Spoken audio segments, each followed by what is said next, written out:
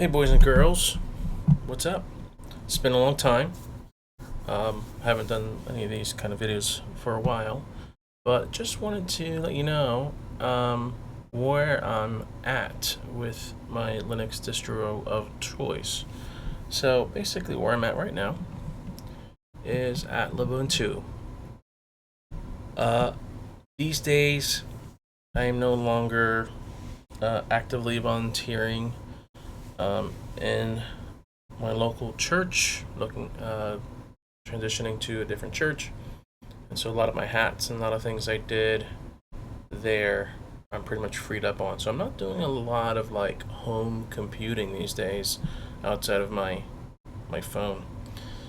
So I haven't had a real need to hop somewhere fast per se, but I did come to a point where my HP ProBook was acting a little too funny with the monitor. There was like a bad wire in there, and also there was like a bad battery.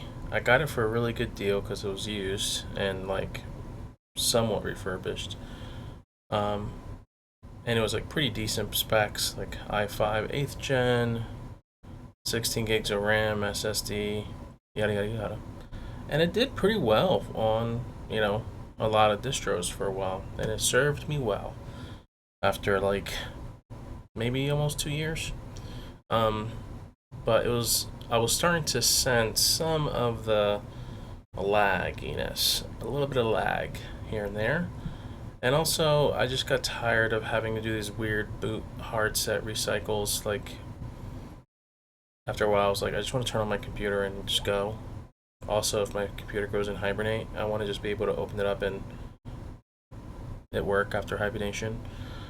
And that wasn't the case. So I made that my new Proxmox server because it's a ProBook. It does have some like hardware, like virtualization magic. So that's kind of good to know. Whereas my old Optiplex didn't. So I had to retire that as my Proxmox. So a lot of little changes here and there. So once I did that, I decided to use my Windows Pavilion gaming laptop, which I never really used for gaming. Again, got it at a stupid steal. And had to bear with the NVIDIA graphics driver.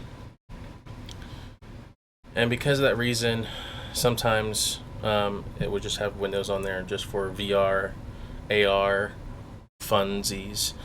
And I don't really game that much, and with Proton doing such a great job, I was like, you know what? I don't do any VR, AR stuff on this laptop anymore, or nearly as much, to warrant it to have Windows just sitting there. So I decided to make this my daily driver. So I put Aeon on there, hoping my love for Aeon will rekindle. I mean, I'll be honest, like I really never stopped loving Aeon, but after some time, I noticed waking up from hibernation, my USB would stop working. And my USB is connected to a dock which has a lot of peripherals, like my mouse and keyboard. And it would just stop working after waking up from, a long period of inactivity. So I don't know if it's like a sleep or a deep sleep hibernation thing. Either way, I was like, I'm not doing it. I'm not fighting these fights in 2025.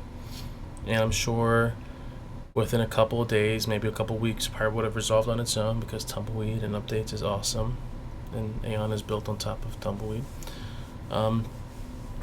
It would have been a blip, but I was just like, nah, not doing it this time around. So I decided to go to Bluefin and Aurora, try those things out, but hardware issues again. This time, my touchpad. And so after hibernate and sleep, my touchpad will get deactivated. Or sometimes it'll be like Yeah, yeah, it'll be when I close my laptop, open my laptop. There was something about the D-bus or something with this hardware that's just weird or something, and it just wouldn't turn all the drivers back on correctly. I was like, okay, Aurora was starting to grow on me, and I love Plasma's feature where you can turn it on and the mouse will follow you to your virtual desktop. I love that so much because it's almost like you're using a mouse gesture instead of a keyboard shortcut to go to virtual desktop 2 or 3 or whatever. Sometimes it felt nice to just breeze with the mouse cursor, and then you put the pressure level so you still get the snap, window snap, but also if you just hold there like a half a second longer, it will just go into the next virtual desktop, which was just had the perfect setting. Anyways, I got tired of that. I was like, sorry, not doing it. I'm not fighting Linux drivers anymore. You know, it's 2025.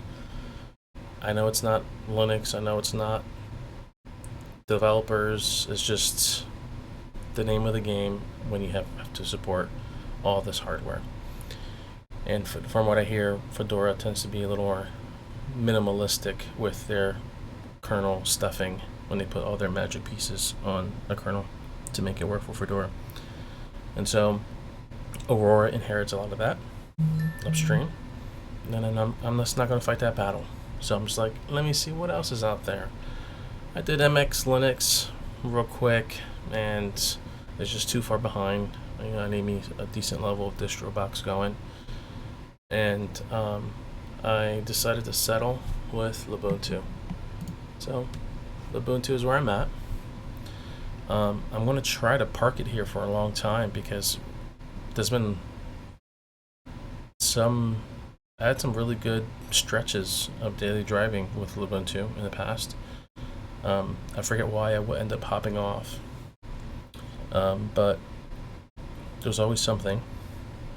But 2504 so far has been treating me well. And again, I just put Synapse there. Control T, I get my launcher. I have a no frills desktop. For me, I'm very minimalistic. That was another thing. I love the immutable magic. I love it, and I swear by it, and this is going to be the future, if it's not already here. But I don't want the added bloat. Plasma was pretty snappy, but to be honest, again, the options fatigue and the configuring fatigue, it just gets too annoying. And there's always this one weird bug with something that just doesn't work. Especially when you're talking about immutable based systems, there's a thing with theming and configuring things on the theming side with Plasma, where you can't change things. And it's just too tempting. If I have the option for changing my system, I want to take it. And when you're in an immutable based system, that gets kind of tricky because where those settings live and it being immutable. Talk to Kalpa Dev on details on that, especially when you're doing the login screen, trying to change the login screen. In any event, I don't trust myself with Plasma. I just can't help myself. I just tweak too much, and then by me tweaking, I run into some bug or something that's annoying, and I just have to force myself off. GNOME, believe it or not, when you turn animations off, I would say it's almost faster than Plasma when you turn animations off. So you compare the snappiness and speed of Plasma and GNOME. When you turn animations off for both, that feels like GNOME actually is faster. So I was loving that for a while. But then, again, ran into those hardware issues. Now with Lubuntu,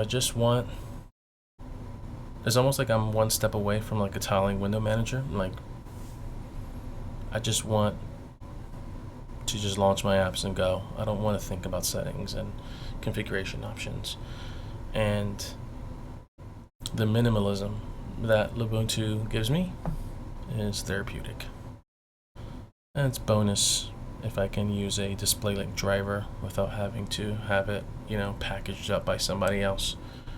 on OpenSUSE's factory or whatever. You know, I don't have to deal with that and some unique way to install this or that. Like, it's just DisplayLink works on Ubuntu-based systems, so I avoid that headache. It's not anyone's fault. It's DisplayLink who wants to be like that. But yeah, I just feel like this is what I need right now. I just need a system that can launch things and give me my Windows, give me my app. That's all I need. So, as always, the name of the game is, this is what's great about Linux. You find something that's just right for you. And that's where I'm at now. Ubuntu is just right for me right now. And again, looking pretty good. Of course, would you want some really good keyboard bindings that make sense and really useful out of the box? Would you want mouse gestures or trackpad gestures out of the box? Of course, those are nice things. But you know what? I'll take my productivity over a little modern comfort creatures like that. All right, see you guys later. Have a great one. Peace.